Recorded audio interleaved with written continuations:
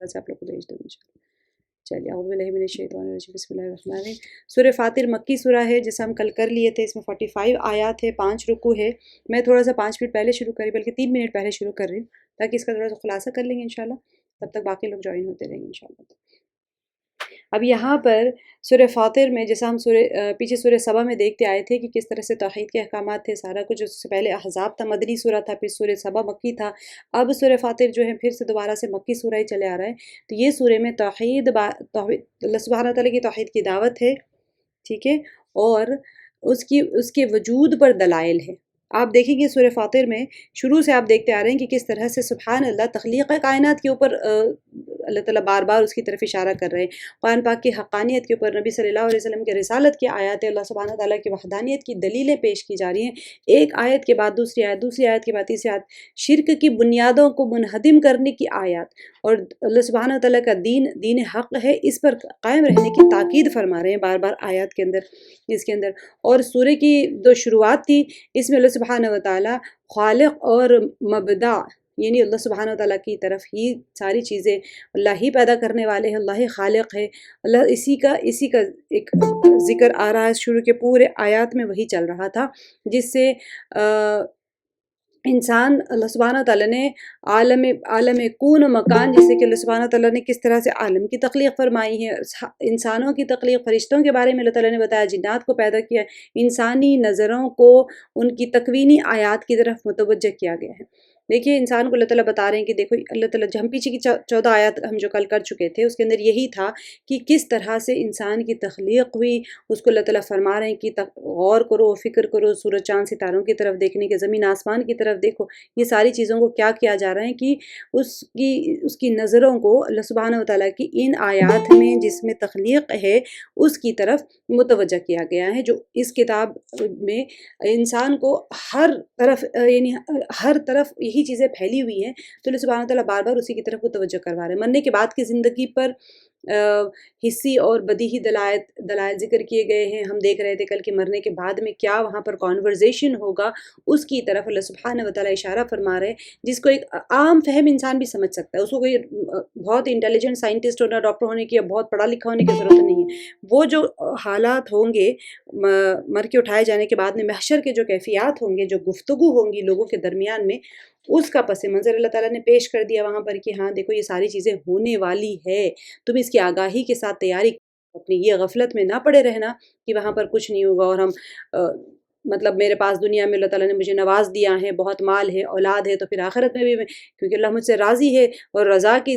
सबब ही ये है जो कुछ मेरे पास में। क्योंकि मुशरिकीन मक्का बहुत बड़े बड़े सरदारान थे, और जो मुमिनीन थे वो बड़े गरीब थे, तो उनके अंदर यही एक उड़न रहती थी कि ये तो गरीब तबक़े के, इनके पास तो खुद अपनी जान बचाने के लिए कुछ नहीं है, कौन सी बड़ी बड़ी बातें कर रहे हैं, हमारे पास तो इतना कुछ है, अल्लाह हमसे राज़ी है, तुमसे राज़ी होता तो तुम्हें भी खुशहाल रख देता। तो इससे अल्लाह ताला सुब्हानहू व तआला वहाँ पर फरमा दिए कि दुनिया के अंदर माल और दौलत मिल जाना कोई अल्लाह की रज़ा की अलामत नहीं है। तो यहाँ पर ये बताया गया कि अल्लाह बारिश से मुर्दा ज़मीन को ज़िंदा करता है, और दिन रात को एक के बाद एक लेके आते हैं, और जो इंसान को तख्लीक़ के मुख्तलिफ मराहिल थे उससे गुजारते हैं, और फिर मुर्दा इंसानों को भी दोबारा ज़िंदा कर सकते हैं। ये असल चीज़ बादल मौत की तरफ इशारा करके बताया। जहाँ कहीं भी तख्लीक़ कायनात की ज़िक्र आता है, वहाँ पर अल्लाह सुब्हानहू व तआला का पावर दिखाया जाता है, कुदरत दिखाई जाती है। और जहाँ पर कोई चीज़ को ख़त्म होकर दोबारा से ज़िंदा होने के साइकिल बता रहे हैं अल्लाह ताला, वहाँ से मर के उठाए जाने की तरफ इशारा करवाते हैं, यकीन दिलवाते हैं। जब ये चीज़ें साइकिल में चल रही है तो तुम्हारा पैदा करना कौन सा मुश्किल है। तो यहाँ पर, और यही अभी इसके अंदर ये सूरत जो है ईमान और हिदायत, कुफ्र और गुमराही के दरमियान भी हिस्सी मिसालों के ज़रिए से फ़र्क करती है, इंसान को फ़ौरन से समझ आ जाए, बहुत ही आसान फहम ज़बान में। तो ये सूरत बताती है कि जैसे इंसान कोई देखने वाला, और आयात में आज आप देखेंगे कि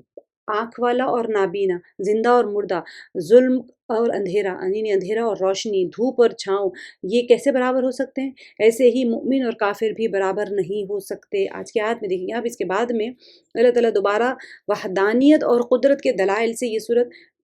کی کنٹینیوشن چل رہا ہوتا ہے۔ پھر اللہ سبحانہ و تعالیٰ یہاں پر رنگوں کے بارے میں، بہت سارے الگ الگ پھول ہے، اس کے رنگ ہے، سفید ہے، سرخ ہے، سیاہ ہے، پہاڑ ہے مختلف ہے، وہ اس کے رنگ الگ ہے، زبان اور انسان کے مزاج والے جو الگ الگ انسان جو ہے الگ الگ مزاجوں کا انسان ہے، اور ہر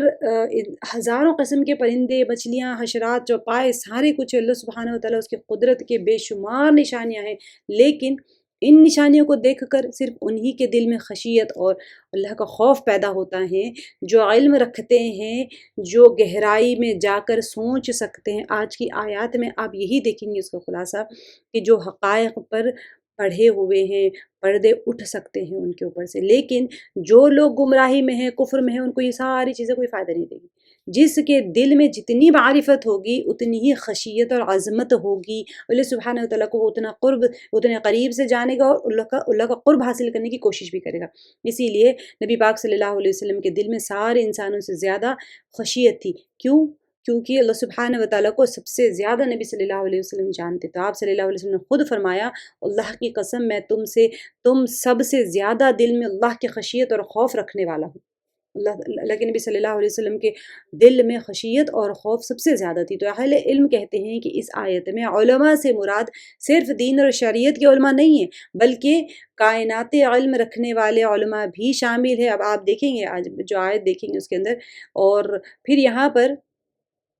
ہر فیلڈ کا ایک ڈاکٹر ہے مثال کے طور پہ، وہ بھی تو پوری اناٹومی کو جانتا ہے، فزیولوجی، پوری انسان کی ساری چیزیں جانتا ہے۔ ایک سائنٹسٹ ہے تو وہ اس چیز کے بارے میں جانتا ہے، ایک فارماسسٹ ہے تو وہ میڈیکل سائنس کے بارے میں، کیمسٹری میں ماہر ہوتا ہے، اور کوئی فزسٹ ہے مثال کے طور پہ تو وہ فزکس کے پورے لاز جانتا ہے۔ اس نے بھی تو علم حاصل کیا، وہ اپنے شعبے کے ذریعے سے اللہ کی معرفت حاصل کر سکتے ہیں۔ ہر انسان، ایک انسان مثال کے طور پہ ہم گھریلو عورتیں ہیں، آپ لوگ سوچیں، آپ لوگ بہترین کھانا پکاتے ہیں، آپ لوگ کے ساتھ صبح سے شام تک سبزیوں کی ترکاریوں کے بیچ میں اور غلے کے بیچ میں کھیلتے رہتے ہیں آپ کے ہاتھ، آپ ایسے آنکھ بند کر کے مرچ نمک ڈال دیتے ہیں اور کبھی یہ نہیں سوچتے کہ اس میں مزیداری، آپ کو پتہ ہے پکتے پکتے آپ کی روٹی کبھی ٹیڑھی نہیں ہوتی ہے، گولی بنتی ہے، پتلی ہی بنتی ہے، نرم ہی بنتی ہے، کوئی سخت پاپڑ کی طرح روٹی نہیں بن جاتی۔ بچوں کو پہلی بار ڈالنے کو کہو تو ان کو وہ نہیں آتی ہے، خراب بنتی جاتی ہے۔ کیوں؟ تو آپ لوگ جس چیز میں کھیل رہے ہیں صبح سے شام تک، اس کے ذریعے معرفت کیسے حاصل کر سکتے ہیں اس کے اوپر غور کریں۔ یہ دانہ جو ہمارے پاس آئے ہیں یہ کیسے پہنچائیں ہم تک؟ یہ روٹی آپ کے اندر جو بنانے کی صلاحیت ہے، آپ ایک بار کبھی اچھی بن جاتی ہے، کبھی خراب بھی ہو سکتی ہے، لیکن اللہ سبحانہ وتعالیٰ کی تخلیق میں کوئی کمی نہیں ہے۔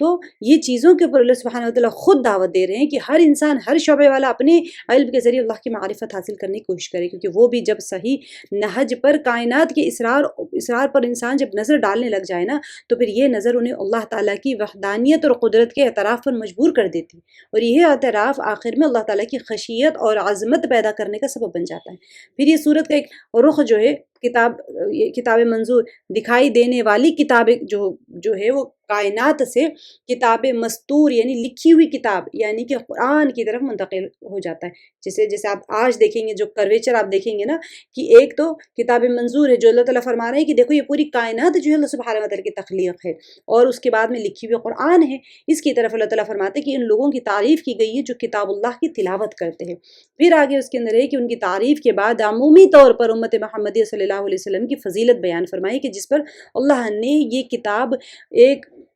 قرآن مجید ہے، اس کو نازل فرمایا، لیکن نزول قرآن کے بعد یہ امت 3 گروہ میں تقسیم ہو گئی۔ پہلا گروہ ہے ظالم، یہ وہ گناہ گار مسلمان ہیں جن کے گناہ ان کی نیکیوں سے زیادہ ہیں۔ دوسرا ہے مقصد یعنی کہ درمیانی بندہ، یہ میانہ روی پہ چلنے والے جن کے حسنات اور سیئات یعنی نیکیاں اور گناہ دونوں برابر ہیں۔ پہلے تو ظالم ہے، ٹھیک ہے، یہ گناہ گار مسلمان ہیں، مسلمانوں کی بات کر رہے ہیں یہاں پر، کفار کی نہیں۔ مسلمان 3 گروہ میں تقسیم ہو گئے کہ پہلا ایک مسلمان ہے جن کے گناہ ان کی نیکیوں سے زیادہ ہیں، دوسرا بندہ ہے میانہ روی اختیار کرنے والا جس کے گناہ اور نیکیاں دونوں برابر ہیں، اور تیسرا سابق جو ہوتا ہے یعنی وہ سچے مومن جو اطاعت میں، عبادت میں دوسروں سے سبقت لے گئے ہیں۔ لیکن ان تینوں کا آخری اور دائمی ٹھکانہ بہرحال جنت ہی ہے۔ کوئی براہ راست جنت میں چلا جائے گا بغیر حساب کتاب کے، اور کوئی اپنے گناہوں کا خمیازہ بھگتنے کے بعد جائے گا۔ ٹھیک ہے، اب آخر میں جس صورت کا اختتام ہے اس پر اللہ تعالیٰ کے حلم اور بردباری کا ذکر ہے کہ وہ گناہوں پر نقد اور فوری سزا نہیں دیتے۔ سبحان اللہ، آپ دیکھیں گے آیات کے اندر، اگر ایسا ہو تو پھر زمین پر انسان تو انسان، کوئی حیوان اور چرند پرند بھی زندہ نہیں رہ سکتا۔ اس نے جزا سزا کے لیے ایک وقت معین کر کے رکھا ہوا ہے، وہ وقت جب آ جائے گا تو پھر کامل عادل کا اللہ تعالیٰ ایک نظام اور ایک حرکت، ایک پوری کا پورا ایک نظام چلے گا، اور اسی کے مطابق سب کو اجر، جو نیکی کرے گا اس کو اجر ملے گا، جو گناہ کرے گا اس کو سزا ملے گی۔ تو یہ پورے کا پورے سورے کا آپ کو ایک ہلکا سا پس منظر تھا۔ آج ہم انشاءاللہ خلاصہ سمجھ لیجئے، آج ہم انشاءاللہ سورہ آیت نمبر 15 سے کریں گے۔ یا ایھا الناس انتم الفقراء الی اللہ واللہ هو الغنی الحمید۔ یا ایھا الناس، اے لوگو، ٹھیک ہے، انتم، تم، فقراء الی اللہ، محتاج ہو اللہ کی طرف۔ اب یہاں پر محتاج سے مراد الناس کا لفظ عام ہے، جیسے میں نے آپ کو بتایا تھا کہ یہ عام لفظ ہے جو جس میں عوام اور خواص، حتیٰ کہ انبیاء علیہ السلام اور صلحاء، جتنے بھی صلحاء سب آ جاتے ہیں۔ اللہ کے در کے سب ہی محتاج ہے، لیکن اللہ کسی کا محتاج نہیں۔ ایھا الناس انتم الفقراء الی اللہ واللہ هو الغنی الحمید، اور اللہ بے نیاز خوبیوں والا ہے۔ اب اس سے کیا مراد ہے؟ اچھا، بے نیاز سے کیا مراد ہے؟ یہاں پر اللہ تعالیٰ بے نیاز سے مراد یہ کہ سب لوگ اللہ کے نافرمان اگر ہو جائے، روئے زمین کے اوپر سارے لوگ نافرمانی کر دیں گے تو اللہ تعالیٰ کی بادشاہت میں، اللہ تعالیٰ کی سلطنت میں، اللہ کی عزت میں کوئی کمی نہیں آئے گی۔ ہماری عزت دینے کے اللہ تعالیٰ محتاج نہیں، اللہ تعالیٰ تو بے نیاز ہے، اور سب اس کی اطاعت گزار بن جائیں، نافرمان ہو جائیں گے تو کوئی کمی نہیں آئے گی، سب فرما بردار ہو جائیں گے تو اللہ تعالیٰ کی طاقت میں، قوت میں اور تعریف میں کوئی فرق نہیں آئے گا، کوئی زیادتی نہیں ہوگی، بلکہ نافرمانی اگر کوئی انسان کر رہا ہے تو وہ اپنا ہی نقصان کر رہا ہے، اور اس کی عبادات اور اطاعت سے انسانوں کا اپنا ہی فائدہ ہو رہا ہے۔ ہم اگر یہ سوچیں کہ میں نے نماز پڑھ کے اللہ پہ احسان کیا تو اللہ تعالیٰ کو ہمارے نمازوں کی ضرورت ہی نہیں ہے، ہم نماز تو اپنے لیے پڑھ رہے ہیں۔ اور اللہ تعالیٰ خوبیوں والے، حمید جو یعنی محمود ہے اپنی نعمتوں کی وجہ سے۔ ہر نعمت جو اس نے بندوں پر کی ہے اس پر وہ حمد اور شکر کا مستحق ہے۔ ہمیں چاہیے کہ ہم اللہ کی تعریف کریں، اللہ تعالیٰ محتاج نہیں ہے، پہلے ہی بتا دیا، اس لیے واللہ هو الغنی الحمید، وہ پہلے غنی ہے، اس کے بعد میں حمید، سب تعریف اللہ کے لیے ہے، اس لیے الحمد کہا گیا ہے۔ حمید مبالغہ کا صیغہ ہے۔ ان یشاء یذہبکم ویأتی بخلق جدید، اگر وہ چاہے تو تم کو فنا کر دے اور ایک نئی مخلوق پیدا کر دے۔ ٹھیک ہے، اب دیکھیے اللہ سبحانہ تعالیٰ کی شان اللہ تعالیٰ کی شان بے نیازی ہی کی ایک مثال ہے کہ اگر وہ چاہے تو تمہیں فنا کے گھاٹ اتار دے، وہ تمہاری جگہ پر ایک نئی مخلوق پیدا کر دے، سارے نافرمانوں کو ختم کر کے اللہ تعالیٰ ایسی مخلوق کو پیدا کر دے جو سبھی اطاعت کرنے والے ہو جائے، اس کی اطاعت گزار ہو، فرما بردار ہو، تو اللہ کو کیا ضرورت ہے ہمارے جیسے نافرمانوں کو روئے زمین کے اوپر رکھے کہ اللہ کا کھا رہے ہیں، اللہ کا پی رہے ہیں، اللہ کی نافرمانی کر رہے ہیں۔ اللہ تعالیٰ ایک انسان یہاں پر کیا ہے اسی لیے بتا، ان یشاء یذہبکم ویأتی بخلق جدید، اگر وہ چاہے تو تم کو فنا کر دے اور ایک نئی مخلوق پیدا کر دے۔ وما ذلک علی اللہ بعزیز، اور یہ بات اللہ کو کچھ مشکل نہیں ہے، اللہ تعالیٰ قدرت والے ہیں، اللہ تعالیٰ کے لیے کوئی چیز مشکل نہیں ہے، اللہ تعالیٰ ساری کائنات کو ختم کر کے ایک نئی کائنات کے نئی مخلوق کو پیدا کر سکتے ہیں۔ ولا تزر وازرة وزر اخرى وان تدعوا مثقلة إلى حملها لا يحمل منه شيء ولو كان ذا قربى۔ اب دیکھیے یہاں پر اللہ تعالیٰ فرما رہے ہیں اب کوئی کسی کا بوجھ اٹھائے گا نہیں وہاں پر۔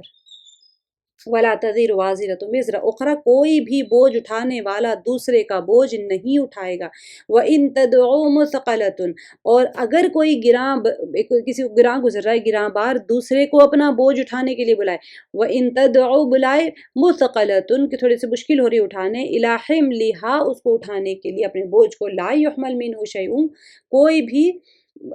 اگر کسی کو بلا بھی لے وہ اس میں سے کچھ بھی نہ اٹھائے گا اس کے بوجھ، ولو کان ذا قربا، اگرچہ کہ وہ تمہارے قرابت دار ہی ہوں۔ ٹھیک ہے، دنیا میں بہت اچھے رشتے نبھاتے ہیں لوگ، لیکن وہاں کوئی کچھ نہیں کرنے والا ہے۔ دیکھیے یہاں پر یہ جو آیا ہے کوئی کسی کا بوجھ نہیں اٹھائے گا، تو یہاں ایک نقطہ یاد رکھیے گا، جس نے دوسروں کو گمراہ کیا ہوگا وہ اپنے گناہوں کے بوجھ کے ساتھ ساتھ ان کے گناہوں کا بوجھ بھی اٹھائے گا، جو کوئی بدعت کا طریقہ جاری کر دیتے ہیں دنیا میں، کوئی ایسا کام کر کے چلے گئے، آپ نے گناہ کا کام کیا، آپ کو فالو کر رہے ہیں، اپنا تو گناہ کا بوجھ اٹھائیں گے اٹھائیں گے، ان کے گناہوں کا بھی بوجھ اٹھانا پڑے گا۔ یہ جو آیت ہے اس کے اندر اس بات کی وہ ہے کہ ہاں کسی نے کچھ گناہ کر لیا تو اس کے بوجھ آپ نہیں اٹھائیں گے، لیکن آپ کی وجہ سے اگر کسی نے گناہ کیا تو اس کا بوجھ بھی آپ تو اپنا اٹھائیں گے، وہ بھی وہ گناہ کا بوجھ اٹھائے گا، لیکن اس کا بوجھ آپ بھی اٹھائیں گے۔ یہ نہیں کہ اس سے ہلکا ہو گیا بوجھ، وہ تو اٹھائے گا اپنے گناہ کا، لیکن جس نے وہ طریقہ رائج کیا اس کے اوپر سب کا بوجھ آئے گا۔ آگے جو فرمایا اگر کوئی گراں باز دوسرے کو اپنا بوجھ اٹھانے کے لیے بلائے گا وہ اس میں سے کچھ بھی نہ اٹھائے گا، اگرچہ قرابت دار ہی کیوں نہ ہو، یعنی مثقلۃ ای نفس مثقلۃ، ایسا شخص جو گناہوں کے بوجھ سے لدا ہوگا وہ اپنا بوجھ اٹھانے کے لیے اپنے رشتہ دار کو بھی بلا لے گا تو پھر وہ کوئی بھی اس کا بوجھ اٹھانے کے لیے آمادہ نہیں ہوگا، وہاں پر وہ نفسی کا عالم ہوگا ہی ہوگا، ایسے کہ کوئی کسی کو نہیں دیکھے گا۔ تو آگے فرما رہے ہیں کہ انما تنذر الذین یخشون ربهم بالغیب وقاموا الصلاة ومن تزکا فإنما يتزکا لنفسه وإلی اللہ المصیر۔ میری آواز آپ لوگوں کو آ رہی ہے؟ اب یہاں پر جو بتایا جا رہا ہے کہ وَلَوْ كَانَ اچھا انما تنذر الذین یخشون ربهم بالغیب، اب یہاں پر بتایا جا رہا ہے تو صرف انہی کو آپ انما تنذرو یعنی ڈرانے والے، نبی صلی اللہ علیہ وسلم ڈرانے والے ہیں تو آپ انہی کو ڈرا سکتے ہیں، انہی کو آگاہ کر سکتے ہیں جو غائبانہ طور پر اپنے رب سے ڈرتے ہیں۔ یخشون الذین یخشون ربهم بالغیب، اور کیا کرتے ہیں دوسرا کام، اقام الصلاۃ، اور وہ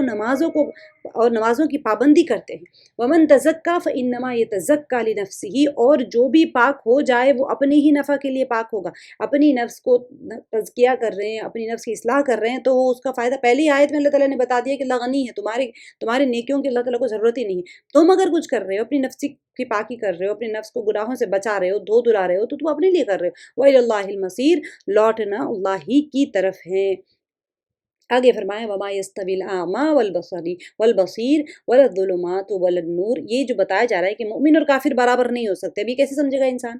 تو اس کو اللہ تعالیٰ مثالوں میں سمجھا، اندھا اور آنکھوں والا برابر نہیں ہے، وَلَا الظُّلُمَاتُ وَلَا النُّورُ، اور نہ تاریکی اور روشنی برابر ہے، یعنی اندھے سے مراد کافر ہے، آنکھوں والے سے مومن مراد ہے، اندھیرے سے باطل گمراہی مراد ہے، اور روشنی سے حق مراد ہے۔ حق اور باطل کیسے برابر ہو سکتا ہے؟ نہیں ہو سکتے۔ تو باطل کے بے شمار نام ہوتے ہیں، الگ الگ قسم کے ہوتے ہیں، اسی لیے وہاں پر ظلمات استعمال کیا، نور راہ حق صرف ایک ہوتا ہے، اسی لیے وہاں پر انوار نہیں کہا گیا، نور کہا گیا۔ وَلَا الظِّلُّ وَلَا الْحَرُورُ، اور نہ چھاؤں اور نہ دھوپ، یہ دونوں ثواب اور عقاب یا جنت اور دوزخ کی مثال دے کے کہا گیا، ثواب اور گناہ برابر نہیں ہو سکتے، جنت اور دوزخ کیسے برابر ہو سکتے ہیں؟ وَلَا يَسْتَوِي الْأَحْيَاءُ وَلَا الْأَمْوَاتُ، اور زندے اور مردے برابر نہیں ہو سکتے۔ یہاں پر بھی اسی چیز کی طرف اشارہ کیا گیا ہے کہ جا رہا ہے کہ احیاء ان سے مؤمن اور اموات ان سے کافر، یا پھر کوئی انسان علماء اور جاہل، یا عقل مند اور غیر عقل مند دونوں، اللہ سبحانہ وتعالیٰ بتا رہے کہ جاہل ہے اور عالم ہے دونوں برابر نہیں ہو سکتے، ایک عقل مند ہے اور بے وقوف ہے غیر عقل ہے تو دونوں برابر نہیں ہو سکتے، یہ وما یستوی برابر نہیں ہو سکتے الاحیاء والاموات، ان اللہ یسمع من یشاء وما انت بمسمع من فی القبور، اور آپ ان لوگوں کو نہیں سنا سکتے جو قبروں میں ہیں۔ اچھا، اللہ تعالیٰ جس کو چاہتے ہیں سنا دیتے ہیں۔ ان اللہ یسمع من یشاء، اللہ تعالیٰ جس کو چاہتے ہیں سنا دیتے ہیں، یعنی جسے اللہ ہدایت سے نوازنے والے ہو، اللہ تعالیٰ جس کو ہدایت دینا چاہتے ہیں اللہ تعالیٰ اس کو ہدایت جنت کا راستے اس کے لیے آسان کر دیتے ہیں، اور اس کے لیے عمل بھی آسان ہو جاتا ہے۔ لیکن یہاں پر بتایا وما انت بمسمع من فی القبور، آپ ایسے لوگوں کو نہیں سنا سکتے جو قبر میں ہیں۔ اس سے مراد یہ ہے کہ انسان جب قبر میں چلا جاتا ہے تو وہ آپ گویا کہ آپ نہیں سنا سکتے اس کو، آپ اپنی بات سنا سکتے نہیں ہیں، تو ہاں یہ الگ بات ہے کہ اس کی دنیا الگ ہے، وہ سن سکتا ہے نہیں سن سکتا ہے، ایک الگ بحث ہے یہ، لیکن عموماً ایک قبر میں پڑا ہوا مردہ ہے وہ تو اس کو کہاں سے آپ کی آواز سنائی دے گی۔ ایسے ہی یہ لوگ جن کا دل بند ہو چکا ہے کیونکہ ان کے سینوں میں دل میں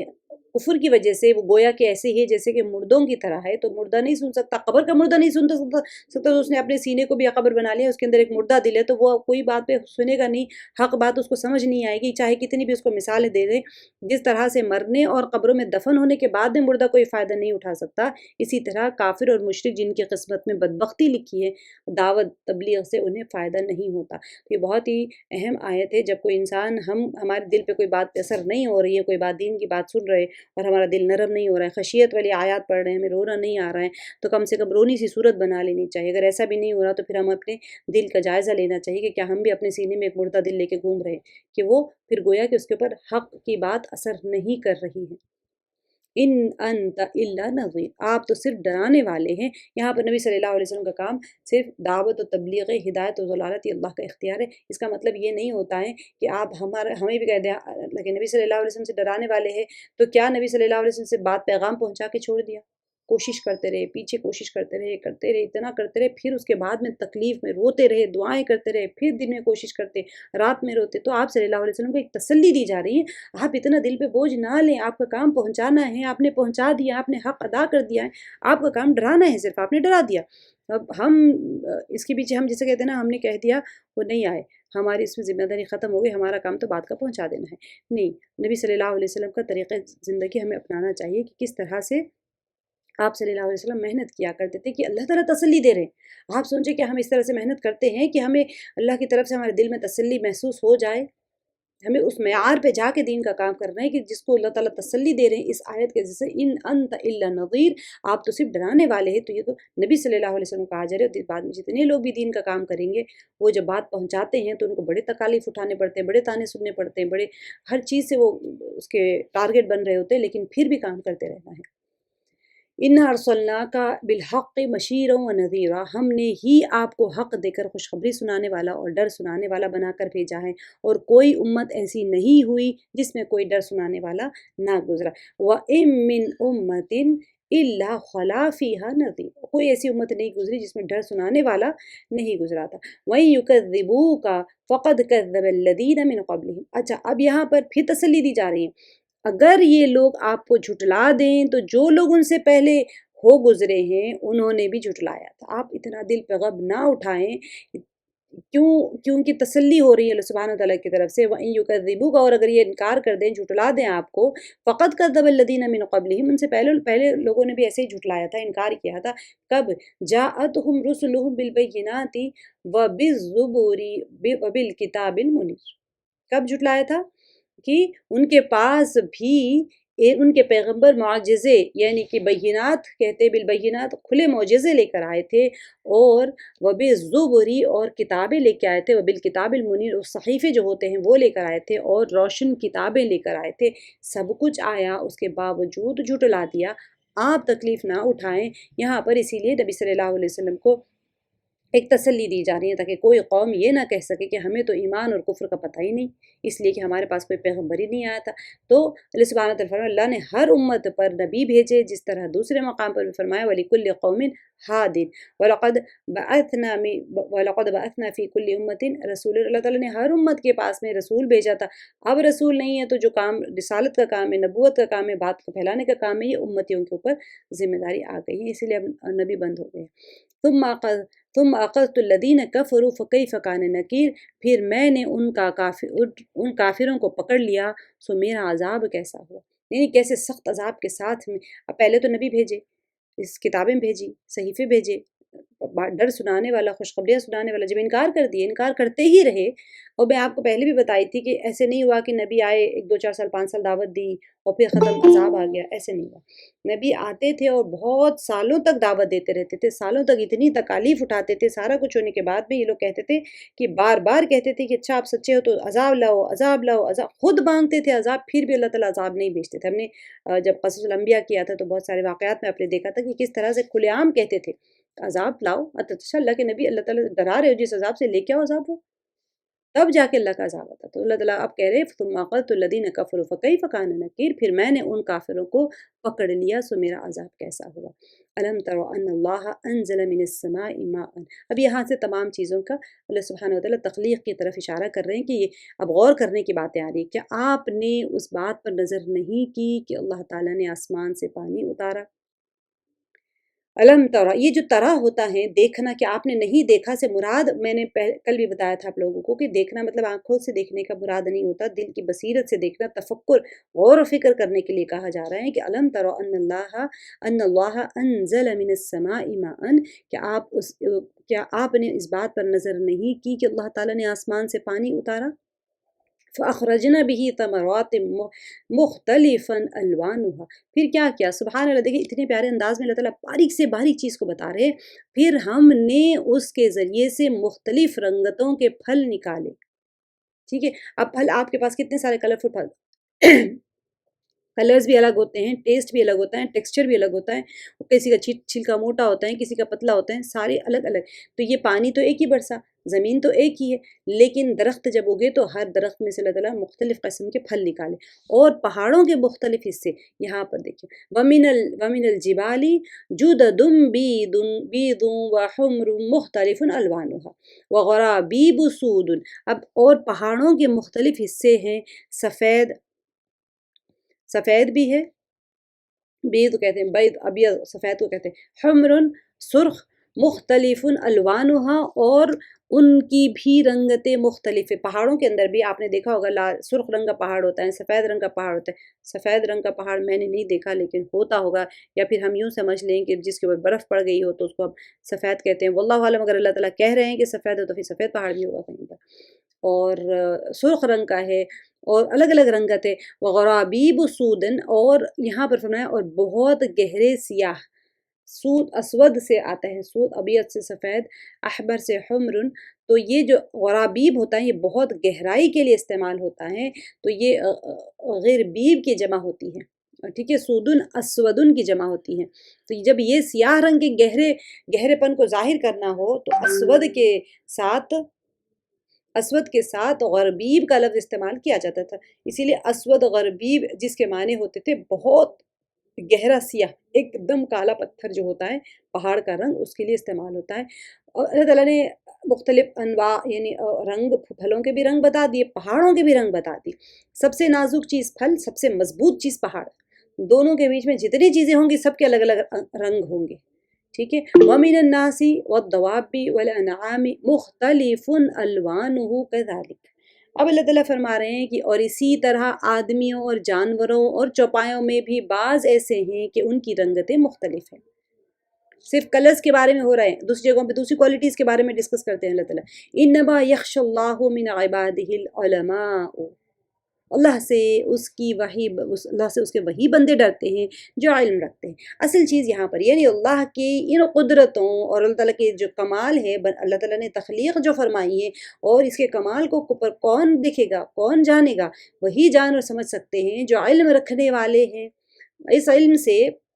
مراد دیکھیے کتاب اور سنت اور اسرار الہیہ کا علم ہے، آپ کو حدیث بھی پتہ ہونی چاہیے، کتاب اور سنت کا، کتاب یعنی قرآن پاک کا، سنت یعنی حدیث مبارکہ، اسرار الہیہ چھپی ہوئی چیزیں جو اللہ تعالیٰ کی ہوتی ہیں اس کا علم ہونا چاہیے، اور جتنی انہیں رب کی معرفت حاصل ہوتی ہے، آپ کا اپنا سبجیکٹیو علم بھی ہے، یہ نہیں کہ کوئی انسان یہ نہ سوچے کہ بھئی قرآن اور حدیث اگر کسی نے پڑھا تو اسی کے اوپر اسرار رموز کو لیں گے، اور ایک ڈاکٹر کو نہیں پتہ چلتا، ایک سائنٹسٹ کو نہیں پتہ چلتا، ایک کوئی باٹنی کر رہا ہے، کوئی زوالوجی کر رہا ہے، کوئی ڈفرینٹ سبجیکٹس کر رہے ہیں، آپ لوگ ہر انسان جینیٹکس کر رہا ہے، کوئی مائکرو بایولوجی کر رہا ہے، کوئی نیوٹریشن کر رہا ہے، سب لوگ اپنے اپنے طریقے سے کائنات کو ہی تو پڑھ رہے ہیں نا، کوئی جغرافی پڑھ رہا ہے تو وہ بھی کائنات کو ہی پڑھ رہا ہے، تو اتنا ہی وہ رب سے ڈرتے ہیں، جتنا اللہ کی تخلیق کو جانتے ہیں، جتنا معرفت حاصل کرتے ہیں اتنا ہی ڈریں گے۔ جن کے اندر خشیت الہی نہیں ہے، سمجھ لو کہ علم صحیح سے بھی وہ محروم، ہم نہیں ڈر رہے ہیں تو مطلب کہیں نہ کہیں ہم نے اس علم کے اوپر غور و فکر نہیں کیا۔ علم تو سب کے پاس ہے، کوئی نہ کوئی شعبے کا علم ہے۔ آپ دیکھیے جو بندہ ٹیلر ہوتا ہے نا، اس کو پتہ ہوتا ہے کہ ٹیلرنگ میں پیٹرنز بنانا کتنا مشکل ہوتا ہے، اس کے لیے بھی علم ہوتا ہے کہ وہ غور کرے، سبحان اللہ، اللہ سبحانہ تعالیٰ نے ہر جانور کے پیٹرنز کتنے پیارے بنائے۔ زیبرا کا دیکھیں ایسے لگے گا کہ اسکیل رکھ کے آپ ماپ لینا تو وہ ایسے ہوگا کہ بالکل سب کے بیچ میں جو پیٹرن وہ ہوتا ہے وہ پیٹرن ہی ہوتا ہے، اور ہمیشہ سے وہی ہمیشہ ویسے ہی رہتا ہے، وہ پیٹرن چلا جاتا ہے، کان اور ناک اور ہر جگہ سے وہ ڈسٹرب نہیں ہوتا ہے۔ ایسے رکھیں گے آپ کان زیبرا کا رکھیں گے نا تو کیسے رہتا ہے، ویسے ہی پیٹرن میچ ہوتا ہے۔ ایسے ہی آپ طوطے لے لیں، مختلف قسم کے پرندے ہوتے، طوطے کا جو پیٹرن اس کی اپنی جینس اور اس کی اپنی سپیشیز جو ہوتی ہے وہ اس میں ہمیشہ سے وہی پیٹرن کے ساتھ پیدا ہو رہے ہیں، اور وہی پیٹرن چل رہا ہے اس کا۔ ہر قسم کے جانور، کسی کی چونچ ایسی ہے، کسی کے پر ایسے ہے، کسی کی دم ایسی ہے، تو وہ اس پرٹیکولر سپیشیز میں آنے والا جانور ویسا ہی ہے۔ تو سبحان اللہ، جتنا علم انسان حاصل کرتا چلے جائے گا وہ اس کے اندر اتنی خشیت ہے، اور علم تو ہے لیکن اس کے اوپر غور و فکر نہیں کریں گے تو پھر اللہ کے ساتھ میں تعلق بھی نہیں ہوگا۔ تو اسی لیے فرمایا کہ سفیان ثوری رحمۃ اللہ علیہ فرماتے ہیں کہ علماء کی 3 قسمیں ہیں، عالم باللہ اور عالم بامر اللہ۔ ایک پہلا والا عالم باللہ اور عالم بامر اللہ، یہ وہ ہیں جو اللہ سے ڈرتا ہے اور اس کے حدود اور فرائض کو جانتا ہے۔ اللہ کا علم بھی عالم باللہ بھی ہے اور عالم بامر اللہ بھی، امر اللہ کا جو حکم ہے، احکامات ہے، اس کو بھی جانتا ہے اور اللہ کو بھی پہچانتا ہے۔ دوسرا صرف عالم باللہ ہے جو اللہ سے تو ڈرتا ہے لیکن اس کے حدود اور فرائض سے بے علم ہے۔ جیسے اب لوگ صوفی ہوتے ہیں، صوفی ان کے پاس تو علم نہیں ہوتا، اللہ کا تو علم ہوتا ہے، معرفت حاصل کر لیتے، لیکن شرائط فرائض کا علم نہیں ہوتا تو گمراہ ہو جاتے ہیں، گمراہ ہونے کے چانسز ہوتے ہیں ان کے پاس میں۔ تیسرا صرف عالم بامر اللہ جو حدود فرائض سے باخبر ہیں لیکن خشیت الہی سے عاری ہے، علم ہے جیسے قرآن اور حدیث کا علم ہے لیکن اس کے اندر اللہ تعالیٰ کی معرفت نہیں ہے، تو پھر وہ کیا ہوتا ہے، خشیت الہی سے وہ خالی ہوتا ہے۔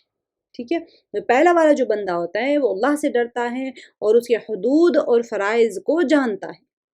دونوں امپورٹنٹ ہے۔ اللہ سے بھی ڈرنا ہے، اگر آپ نے اللہ تعالیٰ کے جو اللہ تعالیٰ نے حدود بتائے ہیں اور فرائض جو بتائے ہیں وہ چھوڑ دیں گے تو پھر کیسی شیطان کے دھوکے میں نہیں آ جائیں گے۔ یہاں پر اللہ تعالیٰ وہی فرما رہے ہیں کہ ان اللہ عزیز غفور، اللہ تعالیٰ زبردست بڑا بخشنے والا ہے۔ ان الذین یتلون کتاب اللہ واقاموا الصلاۃ وانفقوا مما رزقناکم سرا وعلانیۃ یرجون تجارۃ لن تبور۔ اتنی پیاری آیت ہے یہ کہ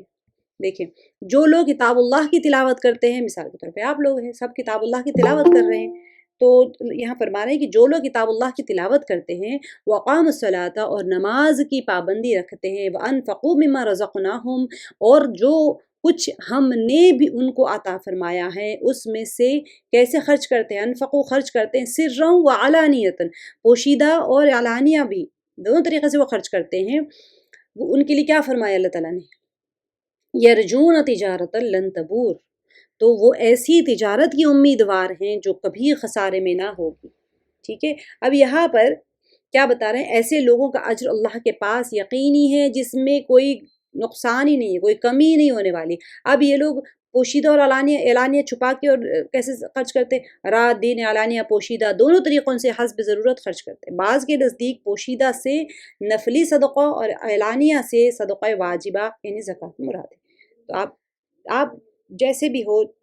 وقت کے حساب سے آپ اللہ کی محبت میں اللہ کا خوف رکھتے ہوئے ریا سے خالی، دو لوگوں کو دکھانے کے لیے نہیں خرچ کرنا۔ اللہ تعالیٰ کیا فرما رہے ہیں، انفقوا مما رزقناہم سرا وعلانیۃ، ختم۔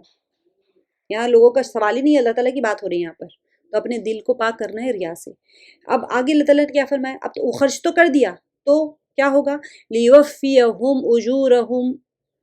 ویزیدہم من فضلہ، تاکہ ان کو ان کی اجرتیں پوری دے اور ان کو اپنے فضل سے اور زیادہ دے۔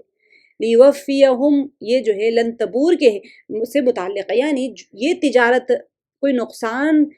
کے لیے نہیں ہے، یہ نقصان سے محفوظ ہے کہ اللہ تعالیٰ ان کے اعمال صالحہ پر پورا اجر عطا فرمائیں گے تاکہ ان کی اجرتیں یعنی ریٹرنز پوری دے دے۔ اب سوچنے کی بات ہے، اللہ کا مال ہے، اللہ تعالیٰ کہہ رہے ہیں خرچ کرو، تو اس کے بارے میں اس کے لیے ہمیں کیوں ثواب ملنا چاہیے؟ میں نے آپ کو کہا 2000 روپے رکھنے کے لیے کہا، پھر میں نے کہا میں نے جو آپ کے پاس 2000 رکھے تھے نا وہ کسی اور کو دے دیں، ان کو دے دیں، ان کو دے دیں، ان کو دے دیں، تو آپ کو کیوں ثواب ملنا ہے؟ اس میں رکھنے کا تو ثواب ملنا چاہیے، لیکن مال تو آپ کا نہیں ہے وہ، تو کیا آپ کا مال ہے کر کے آپ سوچیں نہیں بھائی میرا، میں کیوں خرچ کروں، میں رکھ لوں گی؟ اگر یہ سوچیں گے تو کہیں گے بے وقوف ہو کہ میرا پیسہ ہے، میں نے آپ کو کہا تھا رکھنے کے لیے، ٹھیک ہے آپ نے رکھا ہے، میں آپ کو اس کی اجرت دے دوں گی، جو بھی ہوگا آپ کا احسان ہے، آپ نے رکھا ہے، یہ تو ٹھیک ہے، لیکن وہ میں اس کی حقدار ہوں اور میں کہوں کہ اس کو خرچ کرو اور کہیں نہیں میں نہیں خرچ کروں گی، تو پھر تو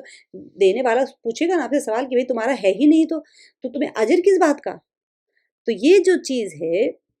اللہ سبحانہ وتعالیٰ ہمیں مال دیے ہیں، اس مال میں سے دیکھیں لیوفی، پیچھے جو آیت میں بتایا گیا ہے کہ انفقوا مما رزقناہم، اس میں سے جو ہم نے ان کو دیا ہے، جو اللہ تعالیٰ نے دیا ہے وہ اللہ کی امانت ہے، ہمیں اس کو خرچ کرنے ہیں، تو ہم پھر بھی اللہ تعالیٰ کہہ رہے ہیں کیوں، تاکہ ان کو ان کی اجرتیں پوری دے دیں، جو ہم نے خرچ کیا ہے اس کے لیے بھی اللہ تعالیٰ اجر دے رہے ہیں، اور ان کو اپنے فضل سے اور زیادہ دے، یعنی کہ صدقات جو انسان کرتا ہے اس کو اور خوب بڑھا چڑھا کے اللہ تعالیٰ دیتے ہیں، بے شک وہ بڑا بخشنے والا اور قدردان ہے۔ دیکھیں یہ توفیت اور زیادت کی علت ہے کہ وہ اپنے مومن بندوں کے گناہ معاف کرنے والا ہے، بشرطے کہ خلوص دل سے وہ توبہ کرے، ان کا جذبہ جو ہوتا ہے وہ اطاعت اور عمل صالح کا ہو، اللہ تعالیٰ اس کے قدر کرنے والے ہیں، اسی لیے وہ صرف اجر ہی نہیں دے گا بلکہ اپنے فضل اور کرم سے اور زیادہ دیں گے۔ سبحان اللہ، اجر تو آپ کا ریٹرن آف انویسٹمنٹ ہے، آپ نے صدقہ دے دیا، اللہ کا مال تو دے دیا، اللہ تعالیٰ کہہ رہے چلو میں تم کا اجر بھی دوں گا اور اپنے فضل سے اور زیادہ دوں گا۔ سبحان اللہ، اللہ تعالیٰ اور زیادہ دیں، انہ غفور شکور، بے شک وہ بڑا بخشنے والا اور قدردان ہے۔ آپ چھوٹی سا عمل کریں گے اس کو بھی اللہ تعالیٰ بہت زیادہ قدر سے اٹھا لیتے ہیں۔ والذی اوحینا الیک من الکتاب هو الحق مصدقا لما بین یدیہ، اور یہ کتاب جو ہم نے آپ کے پاس وحی کے طور پر بھیجی ہے یہ بالکل ٹھیک ہے۔ یہ قرآن پاک کی حقانیت بتائی جا رہی ہے کہ والذی اوحینا، ہم نے وحی کیا آپ کی طرف، الیک آپ کی طرف، من الکتاب هو الحق، ایک تو حق ہے، مصدق لما بین یدیہ، اور یہ تصدیق کرنے والی ہے جو اپنے سے پہلی کتابیں تورات، زبور، دوسرے صحیفے، انجیل، ان سب کی تصدیق کرتی ہے۔ ان اللہ بعبادہ لخبیر بصیر، اللہ تعالیٰ اپنے بندوں کی پوری خبر رکھنے والا، خوب دیکھنے والا ہے۔ اب یہاں پر دیکھیں یہ اس کے علم اور خبر ہی کا نتیجہ ہے کہ اس نے نئی کتاب نازل فرما دی، کیونکہ وہ جانتے ہیں پچھلی کتابیں اپنی کوئی اصل حالت میں نہیں ہے، تحریف ہو گئی اس کے اندر، سب میں درد و بدل کر دیے، تغیرات کر دیے، تو اب اللہ تعالیٰ وہ ہدایت کے قابل نہیں رہی تو اللہ تعالیٰ نے نئی کتاب بھیجی، اور اللہ تعالیٰ فرما رہے کہ یہ حق ہے اور اپنی پچھلی کتابوں کی تصدیق کرنے والی، ٹھیک ہے۔ تو اللہ تعالیٰ اپنے بندوں کی پوری خبر رکھنے والے کہ یہ کتاب اب انہوں نے باقی نہیں رکھی تو اس کو بدلنا پڑا نہیں، وہ ویسی تو آنی ہی تھی لیکن جو کتاب ان کو امانت کے طور پہ رکھنی تھی اس کے اندر تحریف کر لی۔ ثم اورثنا الکتاب الذین اصطفینا من عبادنا، پھر ہم نے ان لوگوں کو اس کتاب کا وارث بنایا جن کو ہم نے اپنے بندوں میں سے پسند فرمایا۔ ثم اورثنا، وارث بنایا، الکتاب، کتاب سے کون سی کتاب مراد ہے یہاں پر؟ قرآن، اور چنے ہوئے بندوں سے مراد محمد، امت محمدیہ صلی اللہ علیہ وسلم، ہم لوگ، امت محمد یعنی ہم کتنے خوش نصیب ہیں ہم لوگ کہ اللہ تعالیٰ اپنی کتاب میں تعریف فرما رہے ہیں۔ ثم اورثنا الکتاب الذین اصطفینا من عبادنا، ہمیں چنا ہے اللہ تعالیٰ نے اس کتاب کے لیے، فمنہم ظالم لنفسہ ومنہم مقتصد ومنہم سابق بالخیرات باذن اللہ ذالک هو الفضل الکبیر۔ اب یہ تینوں قسم کے لوگوں کو بتا دیا جا رہا ہے یہاں پر کہ پھر بعضے تو ان میں اپنی جانوں پر ظلم کرنے والے ہیں، پہلی کیٹیگری اپنی جانوں پر ظلم کر رہے، فمنہم ظالم لنفسہ، کون ہے یہ لوگ؟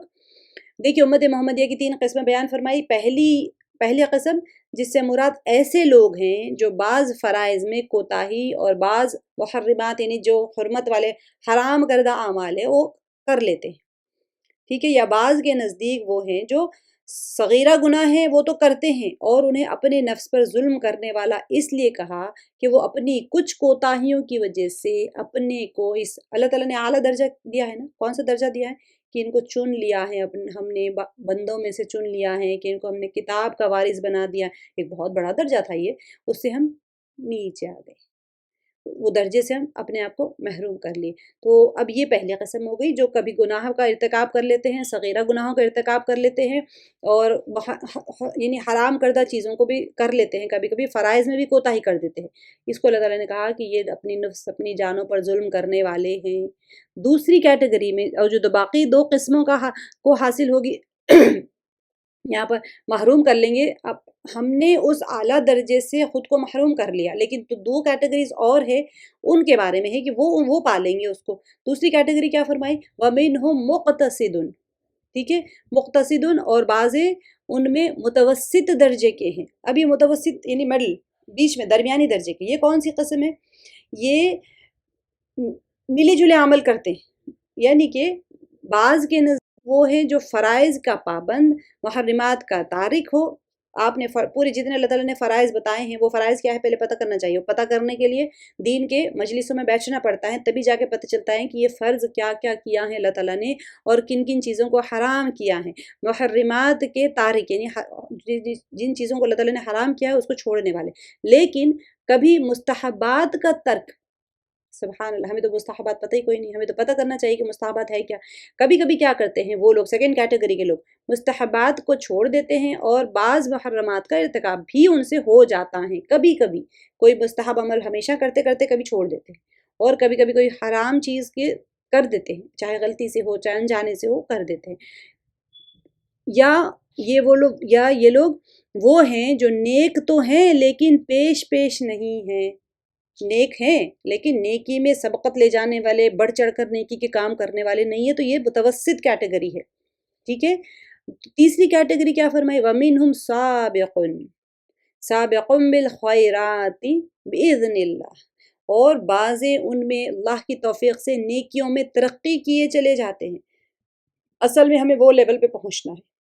یہ وہ ہیں جو دین کے معاملے میں پچھلے دونوں سے سبقت کرنے والے ہیں۔ اللہ تعالیٰ سورہ واقعہ پڑھیں گے تو اللہ تعالیٰ خود بتائیں گے آگے بڑھنے والے کہاں ہیں، آگے بڑھو۔ یہ دوڑ لگانے کی چیز یہ ہے، اصل میں کمپٹیشن کی چیز یہ ہے۔ کوئی اسٹائل میں، فیشن میں تمہارے پاس ایک ڈریس 3000 کا لی، میں 10,000 کا لوں گی۔ تم روبی کا سیٹ لیے، میں ایمرالڈ کا، الماس کا لوں گی، انکٹ ڈائمنڈ کا لوں گی۔ تمہارے پاس 5 تولے سونا ہے، میں 25 تولے لوں گی۔ تمہارے پاس ایک گھر ہے، میں 10 گھر لوں گی۔ آپ کے پاس کون سا فریج لیے، میں اس سے اچھا والا۔ یہ کمپٹیشن کی جگہ ہی نہیں ہے۔ اللہ تعالیٰ تو یہ بتا رہے ہیں کمپٹیشن کی جگہ، جس میں ہم کو کمپیٹ کرنا ہے ایک دوسرے کے ساتھ ہمیں۔ تو اللہ تعالیٰ فرما رہے ہیں کہ ذالک هو الفضل الکبیر، یہ بڑا فضل ہے۔ اللہ تعالیٰ ہم سب کو اس شعبے میں لائے اور اس کی فکر کرنے والا بنائے۔ جنات عدن یدخلونها یحلون فیہا من اساور من ذہب ولؤلؤ ولباسهم فیہا حریر۔ اتنی پیارے انداز میں اللہ تعالیٰ دیکھیں کوشش کرتا ہے، بندہ سارا ایک بن جاتا ہے، اس کا انعام،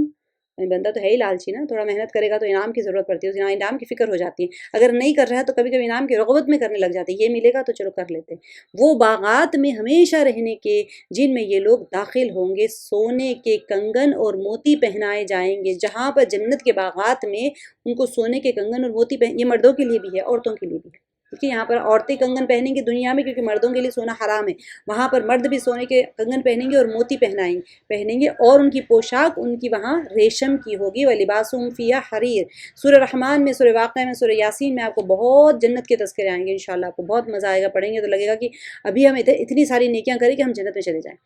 تو یہاں پر بعض کہتے ہیں کہ جنت میں صرف سابقون جائیں گے، تھرڈ کیٹیگری، مطلب ٹاپ کلاس سابقون جائیں گے، لیکن یہ صحیح نہیں ہے۔ قرآن کا سیاق اس امر کا متقاضی ہے کہ تینوں قسمیں جنتی ہیں، پہلے والا بھی، ظالم بھی، جو اپنی ظلم پہ نفس کرنے والا ہے، اپنے نفس پہ ظلم کرنے والا ہے، متوسط بھی اور سابق بھی، تینوں لوگ جنت میں جائیں گے۔ سابقین بغیر حساب کتاب کے جائیں گے، اور یہ جو درمیانی والے ہیں یہ آسان حساب کے بعد، اور ظالمین شفاعت یا پھر سزا بھگتنے کے بعد جائیں گے۔ پہلا والا تو چلا گیا فری بغیر حساب کے، دوسرے والے کو شفاعت کی ضرورت پڑے گی، بھئی کوئی نہ کوئی ریکویسٹ ریکمنڈیشنز چلتے ہیں وہاں پر، کوئی عالم ہے، کوئی حافظ ہے، کوئی شہید ہے، کوئی ولی ہے، کوئی بہت بڑے بڑے درجے کے لوگ ہوتے ہیں، وہ شفاعت کے ان کو حکم دیا جائے گا، ہزاروں کی شفاعت کر رہے ہو تو آپ بھی وہ لائن میں آ جائیں گے، آپ کی شفاعت ہو جائے گی۔ سیکنڈ کیٹیگری متوسط۔ لیکن جو گنہگار، جو اپنی جان پہ ظلم کرنے والا ہے، وہ بندہ، ٹھیک ہے، وہ بندہ اپنی یا تو سزا بھگتنے کے بعد جنت میں جائے گا، یا پھر اس کو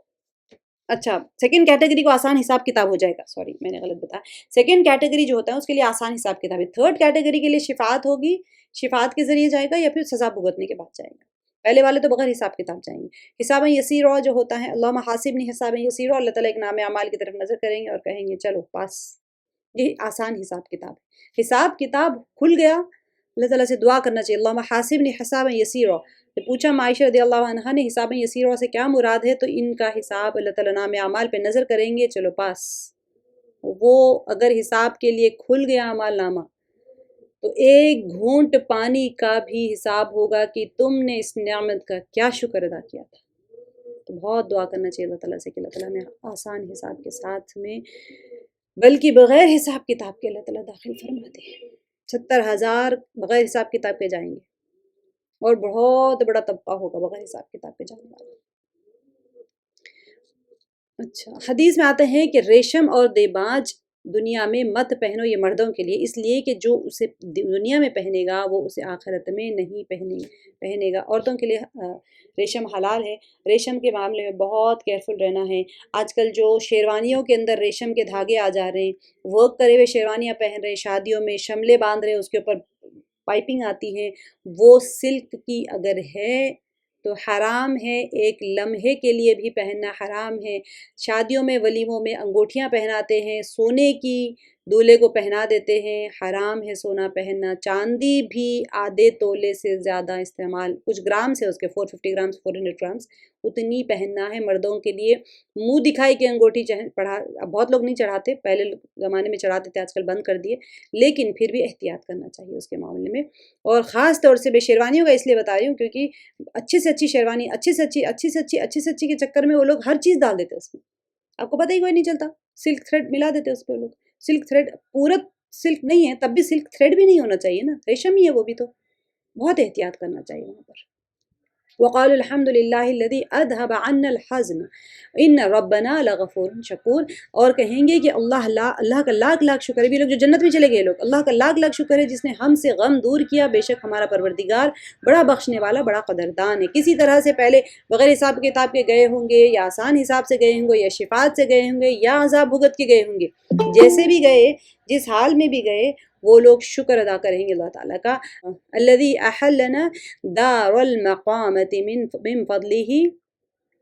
لا یمسنا فیہا نصب ولا یمسنا فیہا لغوب، جس نے ہم کو اپنے فضل سے ہمیشہ رہنے کے مقام میں لا اتارا، جہاں نہ ہم کو کوئی تکلیف پہنچے گی اور نہ ہم کو کوئی خستگی پہنچے گی۔ والذین کفروا لہم نار جہنم، اب یہ آیات مومنوں کے تھے، پیاری سی آیات، خوش ہو رہے تھے آپ لوگ بھی، لیکن جو انکار کرنے والے ہیں، دیکھیں شرک کرنا ہمارے لیے خاص طور سے، کوئی چھوٹی چیز سے بھی شرک سے احتیاط کرنے کی کوشش کریں، کیونکہ شرک کی معافی نہیں ہے۔ والذین کفروا لہم نار جہنم، اور جو لوگ کافر ہیں ان کے لیے دوزخ کی آگ ہیں، لا یقضی علیہم فیموتوا ولا یخفف عنہم من عذابہا، کیا فرما رہے اللہ تعالیٰ، نہ تو ان کو قضا آئے گی، یعنی موت نہیں آئے گی ان کو وہاں پر کہ مر ہی جائیں، اور نہ دوزخ کا عذاب ہی ان سے ہلکا کیا جائے گا۔ کذالک نجزی کل کفور، اور ہم ہر کافر کو ایسے ہی سزا دیتے ہیں۔ اللہ سبحانہ وتعالیٰ ہماری حفاظت فرمائے جہنم کی آگ سے۔ وہم یصطرخون فیہا، اور وہ لوگ اس میں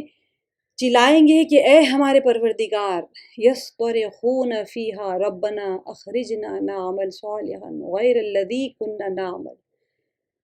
پیچھے آیات میں بھی ہم نے پڑھا تھا کہ دور سے کوئی چیز کو تم طلب کرو، وہاں موت کے وقت میں، محشر کے میدان میں، جب انسان کہے گا کہ میں اب مجھے موقع دے، میں قرآن کو سمجھ لوں گا، اس کے پر عمل کر لوں گا، یہاں پر یہ جہنم میں جانے کے بعد میں پکاریں گے، اور وہ لوگ اس میں چلائیں گے کہ اے ہمارے پروردگار، ہم کو نکال لے، ہم اچھے کام کریں گے برخلاف ان کاموں کے جو کیا کرتے تھے۔ اب یعنی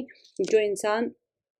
غیروں کے بجائے ہم تیری عبادت اور معصیت کے بجائے اطاعت کریں گے، آج موقع ہے کہ ہم گناہ چھوڑ دیں، توبہ کر لیں، کل موقع نہیں رہے گا،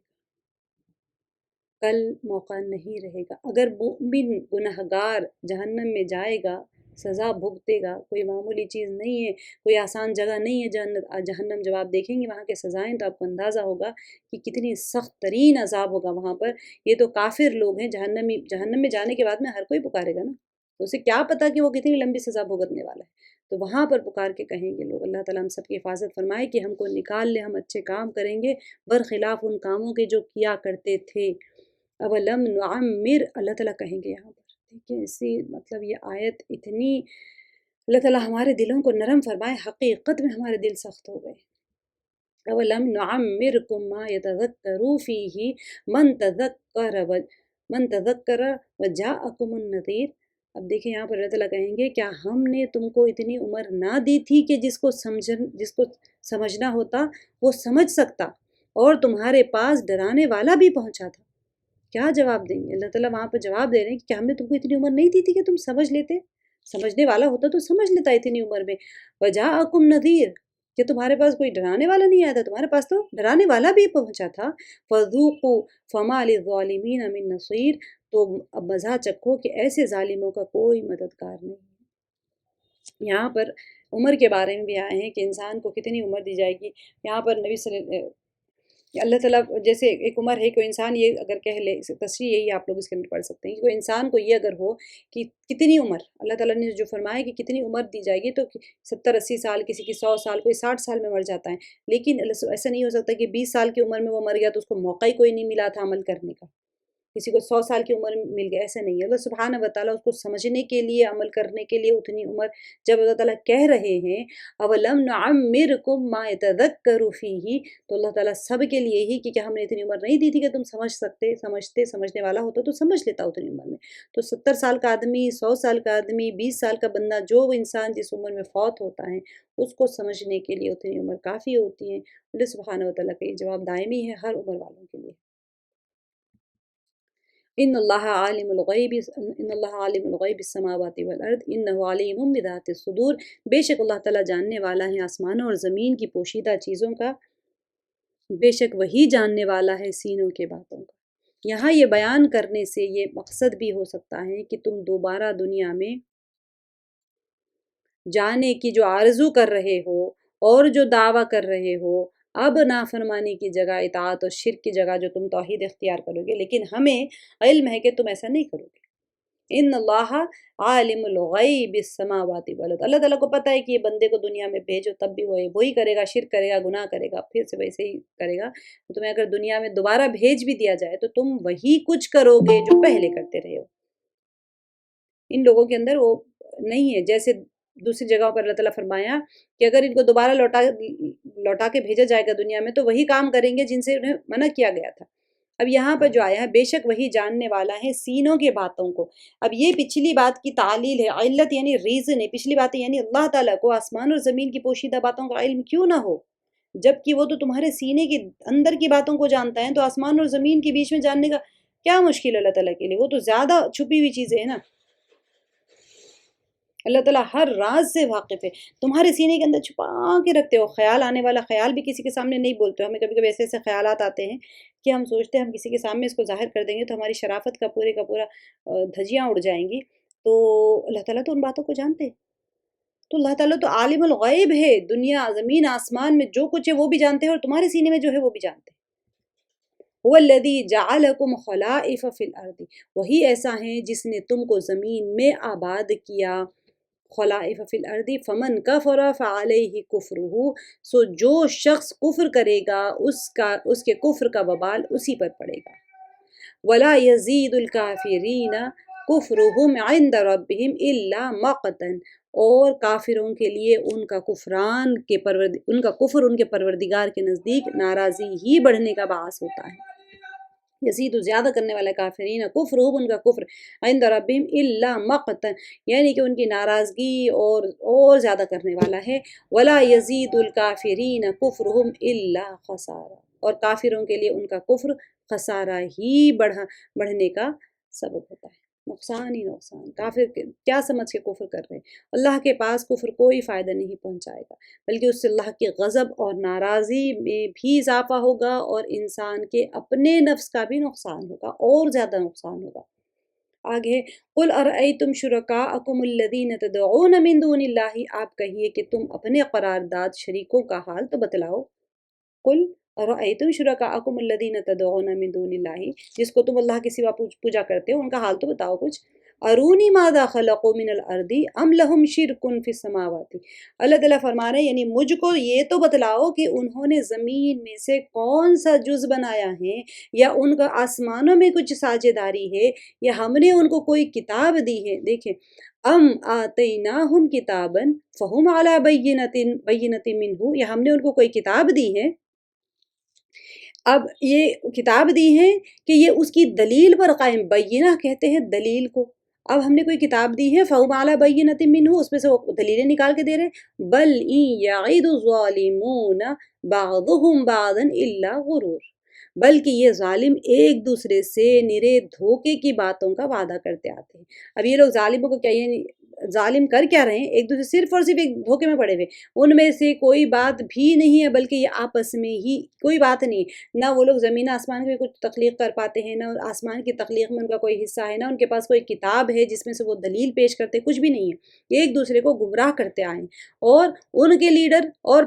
پیر جتنے بھی ہوتے، جو بھی جس کی اقتدا کر رہے ہیں، ان کے جو مقتدی ہوتے وہ سارے ان کے جو معبود ہیں انہیں کوئی نفع نہیں پہنچانے والے، انہیں اللہ کے قریب کر دیں گے، یہ سوچ رہے ہیں نا یہ لوگ اللہ کے ہمیں قریب کر دیں گے، ہماری شفاعت کر دیں گے، یہ باتیں شیاطین مشرکین سے کہتے تھے، یہ اس سے وہ وعدہ مراد ہیں جس کا اظہار وہ ایک دوسرے کے سامنے کرتے تھے کہ وہ مسلمانوں پر غالب آئیں گے، جس سے ان کو اپنے کفر پر جمے رہنے کا حوصلہ ملتا تھا، کیونکہ وہ یہی سوچتے تھے نا کہ ہم مسلمانوں کے پر غالب آ جائیں گے، ہمارے پاس تو بہت پاور ہے، ہمارے تو خدا ہماری مدد کریں گے، ہمارے بت ہیں، ہمارے معبود ہماری مدد کریں گے، تو اللہ تعالیٰ فرما رہے ہیں ٹھیک ہے تمہارے معبودوں کو لے کے آؤ جو ان کے پاس کوئی پاور ہے، کچھ بنایا ہے، بھئی پاور کب پتہ چلتا ہے؟ آپ بہت اچھا پکا رہے ہیں، روز کہہ رہے ہیں میں بہت اچھا پکاتی ہوں، بہت اچھا پکاتی ہوں، بھئی آپ کیا پکاتے ہیں؟ پکا کے تو کھلائیے کچھ تو، یہی کہیں گے نا لوگ، بھئی میرا گھر تو بہت خوبصورت ہے، اچھا آپ کا گھر خوبصورت ہے دکھائیے، آپ کہیں میں بہت اچھا سیتی ہوں، اچھا سیتے ہیں تو کوئی آپ کو پیٹرن دکھائیے، ڈیزائن دکھائیے، تو کوئی چیز جب انسان دعویٰ کرتا ہے اپنے پاور کا تو وہ پاور دکھانا پڑتا ہے، تو اللہ تعالیٰ نے وہی لاجیکل کوسچن پوچھا کہ ٹھیک ہے کچھ ہے تو دکھاؤ تمہارے پاس، پھر فرمایا اللہ تعالیٰ کی تو ان کے پاس تو کچھ ہے ہی نہیں ہے تو ایسی باتیں بناتے ہیں، ان اللہ یمسک السماوات والارض ان تزولا، خود اللہ تعالیٰ فرما رہے ہیں یقینی بات ہے کہ اللہ تعالیٰ آسمانوں اور زمین کو تھامے ہوئے ہیں کہ وہ ٹل نہ جائے، گر نہ جائے، اب درہم برہم ہو جائے گا اگر یہ سارا نظام اللہ تعالیٰ اگر یہ نظام پہ سے اپنا دست قدرت ہٹا لیں تو سب کولیپس ہو جائے گا، وَلَئِن زَالَتَا إِنْ أَمْسَكَهُمَا مِنْ أَحَدٍ مِّن بَعْدِهِ، اور اللہ تعالیٰ فرما رہے ہیں کہ اور اگر وہ ٹل جائیں تو پھر اللہ کے سوا اور کوئی ان کو تھام بھی نہیں سکتا، انہ کان حلیما غفورا، وہ حلیم ہے وہ غفور ہے۔ دیکھیں دنیا میں جو چیز بھی قائم ہے اللہ سبحانہ وتعالیٰ کی دست قدرت سے وہ سب کچھ نظام ایک جگہ پر انٹیکٹ ہے، سب چل رہے ہیں، اور ساری آپ دیکھیں گیلیکسیز آپ دیکھتے ہیں ہوا میں ہے نا، وہ کہیں سے ٹکے ہوئے کوئی چیز رکھی ہوئی ہے، مزے کی بات یہ ہے کہ آپ جب کائنات کی تو آپ خود ارتھ ہے جو ارتھ کے اوپر آپ ہے اور ارتھ گھوم رہی ہے خلا میں، وہ سب گھوم رہے ہیں، سارا سسٹم گھوم رہا ہے، گیلیکسیز یونیورسز کانسٹلیشن جتنے بھی آپ دیکھیں گے جا کے ہر چیز کہیں کسی کے نیچے اور ہوا میں ہے، سب ویکیوم سمجھ لیں یا جو بھی ہے، بہرحال دے آر آل فلائنگ، صرف فلوٹ ہو رہے ہیں وہ لوگ، کوئی نیچے بیس نہیں ہے، سبحان اللہ سبحان اللہ، ہمارا دماغ یہ سوچتا ہے کہ ہر چیز کو کوئی بیس چاہیے، اگر خلا میں ہے تو وہ آہستہ آہستہ آہستہ آہستہ کہیں نہ کہیں جا کے گر جائے گی، لیکن آربیٹل فورسز ہے وہ اپنی انٹرنل فورسز ہے جس کی وجہ سے ہر چیز اپنی جگہ انٹیکٹ ہے، کوئی ہل نہیں رہی اپنی جگہ سے، سب اپنی جگہ پر تیر رہے ہیں، اگر اللہ تعالیٰ کا دستہ قدرت اس میں سے ہٹ جائے تو سب ختم ہو جائے گی، پوری چیزیں ایک کے اوپر ایک مل کے ختم۔ وَأَقْسَمُوا بِاللَّهِ جَهْدَ أَيْمَانِهِمْ لَئِنْ جَاءَهُمْ نَذِيرٌ لَيَكُونُنَّ أَهْدَىٰ مِنْ إِحْدَى الْأُمَمِ، اور ان کفار نے بڑی زوردار قسم کھائی تھی کہ اگر ان کے پاس کوئی ڈرانے والا آئے تو وہ ہر ایک امت سے زیادہ ہدایت قبول کرنے والے ہوں گے۔ اب دیکھیے اس میں اللہ تعالیٰ بیان فرما رہے ہیں کہ بعثت محمدی صلی اللہ علیہ وسلم سے پہلے یہ مشرکین عرب قسمیں کھا کر کہتے تھے اگر ہماری طرف کوئی رسول آئے، کیونکہ پچھلے سارے عربز میں تو رسول آ گئے تھے، ان کے پاس تو کوئی رسول آیا نہیں تھا، تو یہ کہتے تھے ہمارے پاس کوئی رسول آ جائے تو ہم ضرور ان کی سب سے زیادہ ہم ان کی پیروی کریں گے، ہم خیر مقدم کریں گے اور اس پر ایمان لانے میں ایک مثالی کردار ہم کھڑا کریں گے۔ اب یہ اللہ تعالیٰ فرما رہے ہیں کہ یہ جو دوسری جگہوں پر بھی یہ بیان آئے گا، سورہ انعام میں، سورہ صافات میں، یہ ساری چیزیں تو اللہ تعالیٰ کہہ رہے ہیں کہ یہ سب ان کی ایسے ہی یہ لوگ باتیں کرتے تھے، فَلَمَّا جَاءَهُمْ نَذِيرٌ مَا زَادَهُمْ إِلَّا نُفُورًا، پھر جب ان کے پاس میں ایک پیغمبر آ پہنچے تو بس ان کی نفرت ہی میں اضافہ ہوا۔ کون تھے؟ نبی صلی اللہ علیہ وسلم جو ان کے پاس نبی بن کر آ گئے، جن کے لیے وہ تمنا کرتے تھے، تو کیا ہوا؟ اللہ نفور، ما زادہم الا نفور، ان کی نفرت میں اور اضافہ ہو گیا، وہ ایمان تو کچھ لائے نہیں ہے، بس اور زیادہ ان کی نافرمانی کرنے لگے۔ کیوں کریں نافرمانی؟ اس کی وجہ بتا رہے ہیں، استکباراً فی الارض مکر السیئ ولا یحیق المکر السیئ الا باہلہ۔ دیکھیے دنیا میں اپنے کو بڑا سمجھنے کی وجہ سے، یعنی کہ آپ صلی اللہ علیہ وسلم کی نبوت پر ایمان لانے کے بجائے کیا کیے لوگ؟ انکار کرنے لگے، مخالفت کرنے لگے، اپنے راستہ صرف اور صرف تکبر اور سرکشی کی وجہ سے انہوں نے یہ جو کفر والا راستہ اختیار کیا تھا، اور ان کی بری تدبیروں کی وجہ سے یعنی کہ لوگ ایک مکر کرتے تھے نا، ہیلے کرتے تھے، لیکن یہ نہیں جانتے تھے کہ بری تدبیر کا انجام برا ہی ہوتا ہے، اور اس کا وبال کس کے اوپر آئے گا؟ ہیلا کرنے والوں کے اوپر آئے گا۔ تو اللہ تعالیٰ یہاں پر یہ فرمایا وَلَا يَحِقُ الْمَكْرُ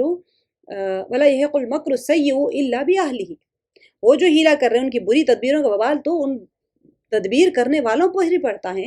فَهَلْ يَنظُرُونَ إِلَّا سُنَّةَ الْأَوَّلِينَ، سو کیا یہ اسی دستور کے منتظر ہیں جو اگلے لوگوں کے ساتھ میں ہوتا رہا ہے؟ پیچھے اگلے یعنی کہ جو گزر گئی امتیں، ان کے ساتھ میں کیا ہوا تھا؟ جب نافرمانی کرتے ہیں تو اللہ کا عذاب آتا ہے، تو تم کہ اسی کے انتظار میں ہو، کہ اسی کے منتظر ہو کہ اگلے جیسے پچھلے ہم اگلی کہتے ہیں، کوئی پچھلی کہتے ہیں، مطلب کہ پاسٹ جو جنریشنز تھے، جو پچھلی قومیں تھے، ان کے ساتھ جو ہوا تھا وہ تم اسی کا انتظار کر رہے ہو کہ تمہارے ساتھ بھی ویسے ہی ہو جائے۔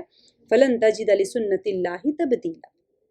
سو آپ اللہ تعالیٰ فرما رہے ہیں، سو آپ اللہ کے دستور کو کبھی بدلتا ہوا نہ پائیں گے۔ اگر گناہ کیا، انکار کیا تو اللہ کا عذاب آئے گا، یہ اللہ کا دستور ہے، یہ بدلنے والا نہیں۔ وَلَن تَجِدَ لِسُنَّتِ اللَّهِ تَحْوِيلًا، اور آپ اللہ کے دستور کو کبھی منتقل ہوتا ہوا نہ پائیں گے۔ یہاں پر تحویل یعنی کہ کوئی اللہ کے عذاب کو دور کرنے والا یا اس کا رخ پھیرنے والا نہیں، یعنی جس قوم کو اللہ عذاب سے دوچار کرنا چاہے گا، کوئی اس کا رخ کسی اور طرف نہیں پھیر سکتا، کسی میں یہ طاقت نہیں ہے۔ مطلب کیا ہے؟ اس سنت اللہ کی وضاحت سے مشرکین عرب کو ڈرانا ہے کہ دیکھو تم ایمان لے آؤ، تم اگر یہ سوچ رہے ہو کہ ہم ایمان نہیں لائیں گے تو کیا ہوگا، تو پچھلی قوموں کے ساتھ جو ہو وہ تمہارے ساتھ بھی ہوگا۔ جب اللہ کا عذاب آیا تو کوئی اس سے بچ نہیں سکا، کوئی اس کو پلٹا نہیں سکا، تحویل نہیں ہو سکتی۔ تو لہٰذا اللہ تعالیٰ یہاں پر ان کو ڈرانے کے لیے فرما رہے ہیں۔ اولم یسیروا فی الارض فینظروا کیف کان عاقبۃ الذین من قبلہم وکانوا اشد منہم قوہ، پیچھے بھی ہم نے پڑھ لیا تھا، تمہارے پاس جو قوت ہے وہ تو 10واں حصہ بھی نہیں ہے جو پچھلے قوموں کو ملی تھی۔ تو اللہ تعالیٰ فرما رہے ہیں، اور کیا یہ لوگ زمین میں چلے پھرے نہیں ہیں، جس میں دیکھتے بھالتے کہ جو لوگ ان سے پہلے ہو گزرے ہیں ان کا انجام کیا ہوا۔ وما كان الله ليعجزه من شيء في السماوات ولا في الارض، حالانکہ وہ قوت میں ان سے بڑے ہوئے تھے، اور اللہ ایسا نہیں ہے، یہاں پر اس آیت کا ہے وَكَانُوا أَشَدَّ مِنْهُمْ قُوَّةً، یہ قوت میں ان سے بڑے ہوئے تھے۔ وما كان الله ليعجزه من شيء في السماوات ولا في الارض، اور اللہ ایسا نہیں ہے کہ کوئی چیز اس کو ہرا دینے والا، عاجز کرنے والی کوئی چیز نہیں ہے اس کو، من شیئن، کوئی چیز میں سے کوئی چیز ہے ہی نہیں اللہ کو عاجز کرنے والی زمین اور آسمان میں، ولا فی الارض انہ کان علیما قدیر، بے شک وہ بڑے علم والا، بڑی قدرت والا ہے۔ تو اللہ تعالیٰ اگر عذاب لانا چاہے تو ضرور لاتے، تم جا کے چل پھر کے دیکھ لو کیا حشر ہوا تھا پچھلے امتوں کا، تم کس بات پہ اترا رہے ہو۔ وَلَوْ يُؤَاخِذُ اللَّهُ وَلَوْ يُؤَاخِذُ اللَّهُ النَّاسَ بِمَا كَسَبُوا مَا تَرَكَ عَلَى ظَهْرِهَا مِن دَابَّةٍ وَلَكِنْ يُؤَخِّرُهُمْ إِلَىٰ أَجَلٍ مُّسَمًّى، اور اگر اللہ تعالیٰ لوگوں پر ان کے اعمال کے سبب اگر انسان کو پکڑنے لگ جائے، یعنی داروگیر فرمانے لگتا، تو روئے زمین پر ایک جاندار کو نہ چھوڑتا۔ ما ترک علی ظہرہا، یعنی روئے زمین کے پشت کے اوپر، من دابۃ، کوئی ایک جان لا ولو یؤاخذ اللہ، اگر پکڑنے پہ آتا نا، اللہ تعالیٰ اخذ کرنا چاہتا ہے لوگوں کو، بما کسبوا، ان کے اعمال کی وجہ سے، کسب کی وجہ سے، ما ترک علی ظہرہا، تو زمین کی پیٹھ کے اوپر ایک کو بھی نہیں چھوڑتا، من دابۃ ولکن یؤخرہم الی اجل مسمى، لیکن کر کیا رہے ہیں اللہ تعالیٰ ان کو ایک میعاد معین تک مہلت دے رہے ہیں۔ فَإِذَا جَاءَ أَجَلُهُمْ فَإِنَّ اللَّهَ كَانَ بِعِبَادِهِ بَصِيرٌ، تو جب ان کو وہ میعاد آ پہنچے گی، یعنی مقررہ وقت ان کے اوپر آ جائے گا، تو اللہ تعالیٰ اپنے بندوں کو آپ دیکھ لیں گے، خود اللہ تعالیٰ وہاں پر، یعنی اس دن ان کا محاسبہ کریں گے، اور ہر شخص کو اس کے عملوں کا پورا بدلہ دیں گے۔ جو اہل ایمان اور اطاعت کرنے والے ہوں گے ان کا اجر ملے گا، جو اہل کفر معصیت گناہ کرنے والے ہیں ان کو پھر سزا ملے گی، عقاب ملے گا، عقاب اس کا بدلہ دیا جائے گا۔ اس میں مومنوں کے لیے تسلی ہے اور کافروں کے لیے وعید ہے، کیونکہ پچھلے جو قوتیں تھیں، پچھلے جو قومیں تھیں ان کو تو بہت قوتیں تھیں، تم کس چیز کے بارے میں اترا کے گھوم رہے ہو۔ تو اس کے ساتھ یہ ہمارا سورہ فاطر الحمدللہ رب العالمین ہمارا ختم ہوا۔ اللہ سبحانہ و تعالیٰ پڑھنے سننے سے زیادہ عمل کر